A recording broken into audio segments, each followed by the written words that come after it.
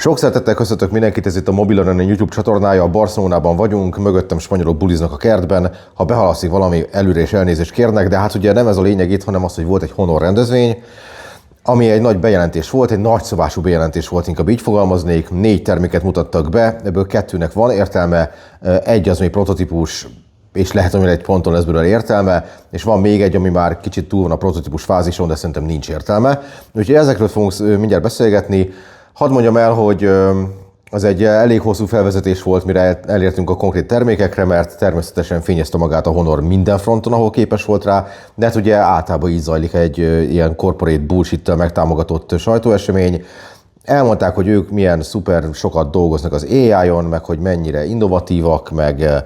hogy mennyire látják ők a jövőt.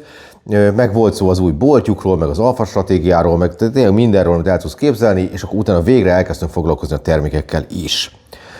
Egyértelműen a legkézzelfoghatóbb és értelmesebb termék ebben a kvartetben, amit itt láttunk, az a Honor Magic V6, ami ugye a Honornak az összecsukható telefonjának, hát nem a 6. generációja, mert ugye babonai okokból kihagyták a 4-est, hanem ez ugye a 4. generáció, és hát ugye már a V5 sem volt egy rossz termék, a V6 viszont nagyon sok ponton tudott fejlődni, és emiatt én azt gondolom, hogy nagyon nagy eséllyel pályázik az egyik legvonzóbbnak tűnő foldable telefon címére jelen pillanatban, mert hát egyrészt tovább vékonyították, és most már 8,75 mm vastag összecsukva, amiben persze nem számoljuk bele a kameraszigetet. Másrésztről pedig ellenállóbbá is tették, ami egyrészt a zsanér kapcsán is felmerült, 500 000 alkalommal lehet kibecsukogatni. Szerintük anélkül, hogy probléma lenne, az egy jó évtized, illetve az anyaghasználatban is mindenféle ilyen nagyon magas minőségű anyagokat raktak össze, meg nem tudom hány ezer layerből van, vagy rétegből van rátolva a hátlapra a burkolat, szóval hogy ezt ilyen nagyon komolyan vették ezt a dolgot, és nyilván ez külsőség, meg hát természetesen számít akkor is, hogyha arról beszélünk, hogy milyen sokáig fogja bírni egy foldable készülék, és ugye a kezdeti időkben semmelyik cégnek nem sikerült igazán tartósá tenni ezeket a berendezéseket, de most már azonban mindenki jutott odáig, hogy azért ez nem riszki, de ennek ellenére jó hallani azt, hogy erről külön fókuszáltak a Honornál, szóval, hogy ez volt az egyik kulcsmondat. A másik, és ez szerintem az egyik legérdekesebb dolog, vagy legfontosabb dolog lett sokaknak, nagyon sokat foglalkoztak az akkumulátorral, ennek az az eredménye, hogy egy 6660 mAh akkumulátor van az európai piacra szánt modellekben, ami egy nagyon nagy energiasűrűségű akkumulátor, és 32%-ban szilíciumot tartalmaz, ami szintén az egyik legnagyobb érték a sziparágban, és hát ugye bele tudták préselni ebbe az egészen vékony készüléktestbe, még külön mutogatták az akkumulátort is, hogy mennyire vékony, és hát nyilván azt tehát, hogy különben nem fért volna bele, szóval engem ez nem lepett meg annyira, de hogy nagyon büszkék, hogy ez ilyen jól sikerült. Van 2 120 Hz-es LTPO kijelző, ugye egy kívül, egy belül, úgy arányaiban nem változott egyébként a Magic V5-höz képest a telefon, tehát ugyanolyan méretű meg típusú kijelzők vannak benne, de a külső kijelzőre ráraktak egy tükrözésgátló bevonatot, ami nagyon hasonló ahhoz, mint amit a Galaxy S25 Ultrában mutatott be a Samsung tavaly, úgyhogy most a Honornál is ez megjelent, ez szintén örömteli, és természetesen csúcs chipset van benne, Snapdragon 8 Gen 5 Elite, ez a konkrét neve, és ez dolgozik benne, hát ugye a hőháztartása milyen lesz, az egy jó kérdés, mert tényleg patika mérlegen van kimérve a belsőbe minden, de úgy jónak tűnik így a speci alapján, meg ugye 64 megapixeles telészenzor van a hátlapján, ezt is megtudtuk, és egy korrekt telefon, ami természetesen vízálló is, és azt mondták, hogy 44%-kal kisebbnek tűnik a hajlítási gyűrődés. Hát szemből biztos így van, viszont nem feltétlenül érdemes egy ilyen hajlítható telefont utána olyan környezetbe prezentálni, hogy spotlámpák világítsák meg felülről, mert ha valami, akkor az nagyon kihozza a hajlítási gyűrődést, szóval szépen csillogott rajta, de egyáltalán nem zavaró, tehát hogyha ez normál használatban használod, akkor nem lesz ezzel semmi bajod, de ez tényleg marha jól néz ki. Jó az új szín, ez a vörös, jól áll a telefonnak, meg jó a tapintása és az anyagnak, amit használtak hozzá, tehát ezt is jól eltalálták. Szóval úgy azt lehet látni, hogy ez egy frankó cucc, természetesen tele van mindenféle AI akármivel, de talán ennél sokkal fontosabb, hogy a Xiaomi után a Honor is elindult azon az úton, hogy nem akarják bezárni a felhasználókat a saját ökoszisztémájukba, hanem megpróbálnak nyitni más gyártók felhasználói felé is, Így aztán az Apple cuccokkal az új Magic V6-ban levő Honor interfész egyre több ponton együtt tud működni, fájlcserében, szinkronizációban, másodlagos kijelzőként való használatban. Tehát egy picit azt lehetett látni, hogy, és ez már Xiaomi-nál is így az emberbe így felbukkant ez a gondolat, hogy lehet, hogy a kínai gyártók rájöttek arra, hogy nem fogják tudni ellopni az Apple-től a usereket. Tehát az látszik, ezzel próbálkoznak 20 éve, nem jön össze. Hanem helyette inkább azt mondják, hogy jó, rendben, használjátok azt az Apple cuccot, amit akartok, de higgyétek el, hogy az Apple cuccaitokhoz mi tudunk biztosítani olyan készülékeket, amik azzal tökéletesen együttműködnek, és akkor egy picit ki tudnak harapni talán szerintük az Apple-nek a felhasználói közönségéből olyanokat, akiknek nem tetszik a négyzetes óra, vagy olyanokat, akik foldable telefont akarnak venni, az Apple-nél nincsenek, miközben MacBookot használnak. Tehát egy csomó ilyen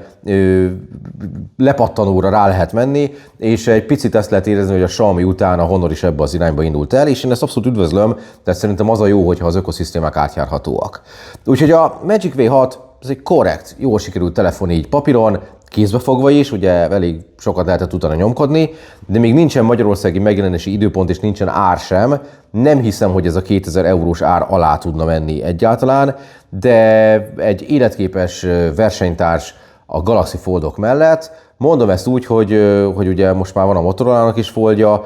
hogy az európai piacon egy picit több legyen az ilyen nyitható telefon, és hát reméljük, hogy egyre több és több gyártó fog ilyennel kijönni. Például pont most hallottuk, hogy a ZTE-nek is lesz, illetve van Foldja, csak még, illetve a Nubiának, csak ugye azt még nem adták a kezünkbe, de holnap megtörténik, szóval majd arról is tudunk majd beszélgetni. Na, úgyhogy ez volt a Fold. A másik jó termék az a Magic Pad 4, ez ugye egy tablet, nem meglepő módon. Kifejezetten jól néz ki, ez még vékonyabb, ez 5 mm alatt van, szóval ez atomvékony ez a cucc. Nagyon vékony keretet kapott, 3 mm-es kává van a kijelző körül, vagy OLED kijelző, szuper felbontással, 4 hangszóróval. Egy Snapdragon 8 Gen 5 van benne, tehát nem az Elite verzió, hanem egy picivel gyengébb, de hát egy tabletnél valószínűleg ez mindegy is. És 4 hangszórót kapott, ahogy azt már szerintem említettem, meg roppant vékony, és van benne egy 10.200 mAh akkumulátor, ami egy ilyen vékony készülékházban szintén nagyon nagy dolognak számít. Szóval, hogy egy erős, jó kijelzős, kecses, szuper cucc, van hozzá tolltámogatás, az egyébként a Magic V6-on is van, és van hozzá billentyűzet is, hogyha akarod. Szóval ez is egy kifejezetten jól sikerült termék. Nincsen magyar ára még, de most van egy akció a Honor nemzetközi oldalán, ahol 500 euróért kosárba lehet tenni, ami egy korrekt árfekvés ezért a tudásért és ezért a gépért. Úgyhogy a Magic V6 mellett a Magic Pad 4 is egy kifejezetten ígéretes cucc, egy hétköznapi használatra szánt, erős, sokoldalú és valószínűleg sokáig üzemben tartható tabletről beszélünk. Na, de hát volt itt 2 dolog még. Kezdem az emberszabású robottal, mert azt könnyebben le tudom. Hát ugye ez egy emberszabású robot, szóval, hogy egyébként ez ki volt állítva, jártunk a Virág Danival Shenzhenben a Honor Alpha Store-ba, már akkor is ott volt, csak akkor pont nem működött, mert az előző nap valami felhasználó pont felrúgta, és akkor elvitték szervizbe, és helyette kiraktak egy mockupot, de most gyakorlatilag ugyanaz a gépet láttuk a színpadon mozgásban, és ez ugye az emberszabású robotoknak a nagy többsége az kisebb, mint egy ember, tehát pigmeus szabású, de hogy alapvetően ugye 2 lábon jár, keze van neki, mozog a fejével, tud bizonyos olyan emberi jellegű mozdulatokat csinálni, mint amit elvársz egy ilyen cucctól. Volt egy tánc előadás, aminek a felét végigtáncolta, aztán utána csak állt egy helyben, most nem tudom, lefagyott-e, vagy így volt a koreográfia, de egy picit olyan fura volt, hogy a tényleges embertáncosok ott mozogtak mögött, ő meg állt, mint egy tök. De aztán utána ugye bejött a Honornak a vezérigazgatója, kezet fogott vele, és akkor kvázi beszélgettek, és egy ponton még egy hátraszaltót is csinált a robot, sőt a táncolás közben meg tudta csinálni a moonwalkot, kicsit esetlen volt, tehát mégiscsak moonwalk, szóval hogy ilyen szempontból meg tök impozáns volt, de ez nem ez a termék, ami holnap bemész a MediaMarktba, és akkor kérek belőle 3-at, mert hát akkor akciós, hanem ez még ugye egy fejlesztési folyamatnak egy éppen aktuális fázisa, amit most elhoztak ide, mutatta, hogy jól tud mozogni. Kicsit még érezhető volt itt-ott valamennyi bizonytalanság benne, de hogy a Honornak van egy ilyen víziója, hogy majd ilyesmit is fog gyártani és árulni, és az egyik első ilyen kvázi kézzelfogható példány az ez a masina volt. De hogy mondjam, tehát, hogy ez egy ilyen nagyon távlati dolognak tűnik még ezen a ponton. Hozzáteszem egyébként, hogy ugye voltam Hongkongban HKTDC-n tavaly októberben, és az tömve volt ilyen cuccokkal, tehát nem csak a Honor foglalkozik ezzel, meg a Tesla, ugye, ami még ilyen szempontból híres, meg a Boston Dynamics, hanem csilliárd kínai cég szórakozik ilyen típusú fejlesztésekkel, és egyik-másik kifejezetten ütőképes, és most januárban a CES is tele volt velük, volt egy fél pavilonnyi robot, szóval, hogy a Honornak a cucca az egy a sok közül. Na, viszont amiből nincs biztos még egy, és ez valószínűleg nem véletlen, az a robotfón, aminek a koncepcióját már láttuk korábban, mert ezt már kitalálták, csak akkor ugye az még nem volt kézzelfogható, mert ez egy ilyen tervezőasztalon létező termék volt, most viszont azt mondták, hogy csináljunk belőle igazi telefont, és megcsinálták. Nem lehet holnap megvenni, tehát nekem már az is önmagában meglepő, hogy egy ponton meg lehet majd venni, de azt ígérték, hogy Q2-be piacra kerül, lehet, hogy Európában nem hozzák el, csak Ázsiában fogják majd használni a felhasználók, de hogy egy olyan telefonról van szó, aminek a felső-hátsó részéből így kihajlik egy kvázi egy gimbalon levő kamera, tehát egy karon van, a telefon tetején üldögél, mozgáskiegyenlítéssel rendelkezik, vagyis mindig stabilan ül ott a telefon tetején, és egy 200 megapixeles szenzor van benne, és annak érdekében, hogy elférjen a telefonba, és oda vissza lehetesen hajtogatni a hátlapba, de a Honornál addig szórakoztak, mire csináltak egy átlagos ilyen ezt kiszolgáló motornál egy 40%-kal kisebb motort, hogy az ott beférjen, és nem tudom, mi az értelme. Mutatok egy videót. Ezt most így elkezdem itt játszani, néha megállítom, vagy illetve néha felhangosítom, mert a videó alapján az a, nem tudom, felhasználói interfész, ami ugye a hang alapon kommunikál veled, amikor ez a kis kamera működik,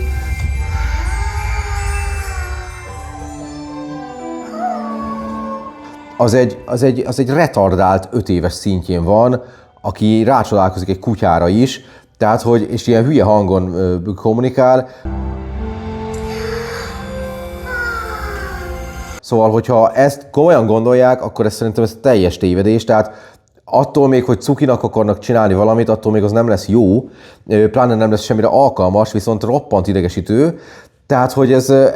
kapásban ezt nem értettem, hogy igazából most sem értem, hogy mi a dolognak a célja. És akkor ugye itt többen is voltunk ezen a rendezvényen, beszélgettem különböző emberekkel, nyilván a Honorral is. A Honoros kontakt azt mondta, hogy hát lássuk be, hogy ez a Honor legalább megpróbál valami újat hozni erre a piacra, és nem egy ilyen kutyaközönséges telefonnal próbál villogni, hanem hogy ez mégiscsak egy új megközelítés, és egy ötlet, és hogy mennyire érdekes, hogy ezt megpróbálják megvalósítani. Én meg azt gondolom, hogy olyan dolgokban nem érdemes energiát fektetni, aminek nincsen értelme. Tehát, hogy rengeteg effortot tesznek valamibe, aminek aztán nem lesz felhasználói közönsége, mert hogy ha azt leszámítom, hogy van egy olyan telefon, aminek a tetején van egy gimbalon, egy kamera, és akkor lehet vele videózni, és stabil lesz, azt leszámítva egyszerűen semmi más értelmet nem látom. És közben még végignéztünk pár ilyen dolgot már az elmúlt időszakban. A Zenfonokon is volt flippes kamera, amit motor hajtott föl meg le. Marha menő volt 1,5-2 évig, amíg behagyta a kulcsot a motor, aztán az nem hajlott sehová, és nem is lett volna olcsó megjavítani. Most, hogyha ezt odavered valamihez, akkor biztos iszonyú sokba fog kerülni, hogy ezt kicseréljék neked. Tehát kapásból a Magic V6-on látható ilyen időtállóság, meg strapabíróság az ennél a telefonnál, a robotfonnál szóba nem kerül. Szóval,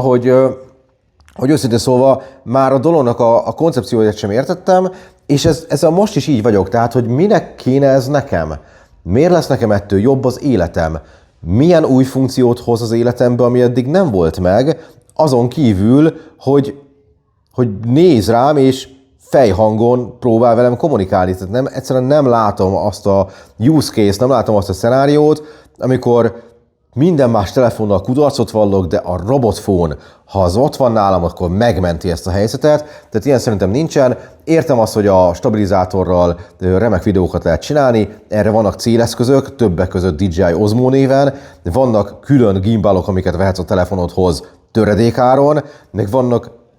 AI-jal, meg elektronikával megoldott szoftveres stabilizációk, amik például mondjuk a Galaxy S25 Ultrában egészen remekül működnek. Szóval, hogy én azt gondolom, hogy ez egy gimmick, ez a termék, és Értem, hogy meg akarják csinálni, de hogy ez nem fogja megforradalmasítani a mobilipart, abban 100%-osan biztos vagyok. Szóval nyilván visszatérünk majd erre a robotfonra, akkor, ha tényleg megcsinálják, tényleg piacra kerül, és még adott esetben lehet szerezni is egyet, hogy addigra milyen funkciókat találnak ki ahhoz, hogy a telefonot tetejéből kiadják a kamera. Ráadásul ugye ezzel el is vesztik azt a lehetőséget, hogy legyen ott más típusú szenzorod is, szóval, hogy ott nem lesz zoom szenzorod, meg ultraszéles, hanem ez van, ezt kell szeretni. Tehát, hogy nekem ez nagyon, nagyon értelmetlen. És éppen ezért én úgy is ültem út, hogy srácok, ezt miért csináljátok, komolyan nem értem. De mindegy, nem kell ezt megvegyük, meg nem is biztos, hogy meg tudjuk venni. Közben meg ott van a Magic V6 meg a Magic Pad 4, és mind a kettő kifejezetten ütőképes terméknek tűnik. Hát ugye nagyon érdekes lesz, hogy mennyibe fognak kerülni Magyarországon, meg főleg, hogy mikor, de azt látni, hogy a Honor ezt a hajlítható sztorit ezt tényleg kivaxolja. Tehát folyamatosan azt éreztem, miközben néztem a Magic V6-nak a premierjét, meg a tudását, hogy minden olyan dolgot belerak a Honor, ami egyébként a Samsung konkurensből hiányzik. Egy nagy aksit, a érintő ceruzával való támogatottságot, a nagyon jó ütésállóságot, a vékonyabb kialakítást, a 64 megapixeles zoom kamerát, tehát hogy olyan dolgokat raknak bele, amiket még a Samsungnak mondanak a felhasználók, hogy figyelj, ez miért nem ilyen, miért nem olyan, miért nem így csinálja, és akkor a Honor, mint hogy ezeket összegyűjtötte volna, és berakta volna a Magic V6-ba. Szóval, hogy azt gondolom, hogy ezt nagyon ügyesen fejlesztik ezt a szériát, és tényleg generációról generációra egyre jobb és jobb, és a Honornak meg is van hozzá a kamera technológiája, a kijelző technológiája, meg ugye az akkumulátor technológiája is, hogy ezeket mind beleöntse ebbe a vékony telefonba, és odaadja a piac legígéretesebb foldable készülékét. Szóval ez volt. Volt még egy-két ilyen fura dolog ebbe a történetbe. Amíg nem voltak a konkrét termékek, hanem csak így beszélt a fickó arról, hogy a Honor milyen ügyes így meg úgy, akkor műtapsot vágtak alá. Hát én nem voltam még ilyen rendezvényen életemben, hogy ott ül több ezer ember egy nézőtéren, van egy előadás, és annyira nem magabiztosak abba, hogy ez sikeres lesz, hogy stratégiai pontokon a hangszórókból szól a taps. Miközben ott ül több ezer ember, akinek úgy van tenyere, meg úgy valószínűleg tapsolna is, ha tetszene neki mondanak, de ez nagyon creepy volt, és szerintem ez marhára nincs rendben, de hogy mondjam, tehát ez ilyen fura kínai sajátosságok, vagy lehet, hogy nem tudom, én azért jártam sokszor Kínába, még mindig nem vagyok teljesen felkészülve arra a kulturális eltérésre, ami ugye az ő életterüket jellemzi a miénkkel szemben, de hogy azért voltak ilyen érdekes részének a történetnek, meg hát persze továbbra is kényszeresen ott van az Apple-lel való összehasonlítás lehetősége, amikor az üzemidőről beszéltek, akkor az iPhone-hoz, meg az iPad-hez, meg a MacBookhoz mérték, mert hát ugye természetesen a notebookot is hoztak, csak arról nem tudok beszélni, mert semmennyire nem értek azokhoz, de hogy minden olyan terméknél, ahol valamilyen lehetőség kínálkozott arra, hogy jobbak legyenek valamilyen paraméter alapján, mint az aktuális Apple bármi, akkor azt az összehasonlítást megcsinálták és benyomták és büszkékedtek vele. Ezt is nagyon régóta látszik, hogy az Apple tartják az iparági benchmarknak, és ahhoz mérik magukat, miközben az Apple-nek nincs is foldable telefonja, tehát hogy igazából nyugodtan mérhetik magukat egy Galaxy Fold 7-hez is, úgyhogy szokásos ilyen Honor furcsaságok benne voltak, de a nap végén úgyis az a lényeg, hogy a Magic V6 is egy szuper jónak kinéző termék, és a Magic Pad 4 is egy kifejezetten ígéretes tablet, a másik két dolgot meg én szívem szerint inkább elfelejteném. Na, úgyhogy ez volt a Honor rendezvény. Ez ugye vasárnap történt itt Barcelonában, és szerintem ezt a videót még látjátok vasárnap, bár attól függ, hogy mennyire vagyok capable, hogy még megvágjam. Viszont voltunk egy Motorola rendezvényen is, amit nem lehet még közzétenni holnap reggel 6-ig, tehát nem fogom reggel 6-ra megvágni arról a videót, mert még fel se vettem. És holnap is lesz egy csomó bejelentés, többek között a Nothingnak, meg a ZTE-nek is, ott most megnéztünk pár újdonságot egyébként a Showstoppers-ön, úgyhogy azért történnek itt más dolgok is, de a Honor szerintem annyira különleges volt, egyrészt azért, mert értelmetlen terméket láttam, én az én megítélésem szerint, másrészt azért, mert kifejezetten értelmes termékeket is láttam, hogy arról mindenképpen szerettem volna külön beszélni egy külön videóban. Ez volt az. Úgyhogy, ha úgy érzitek, hogy még szeretnétek hasonló barcelonai vagy egyéb tartalmakat tech témában nézni ezen a csatornán, és valamiért még nem vagytok feliratkozva, akkor a hatalmas lehetőség kapujában álltok, mert a mellettem lévő gombokkal ezt meg lehet oldani. Ha eddig is nézted a mobilon a csatornát és fel is vagy iratkozva, akkor nagyon szépen köszönöm a kitüntető figyelmedet, tartsd meg jó szokásodat, és nagyon hamarosan találkozunk egy következő videóval, szintén Barcelonából, a Mobile World Congress-ről. Sziasztok!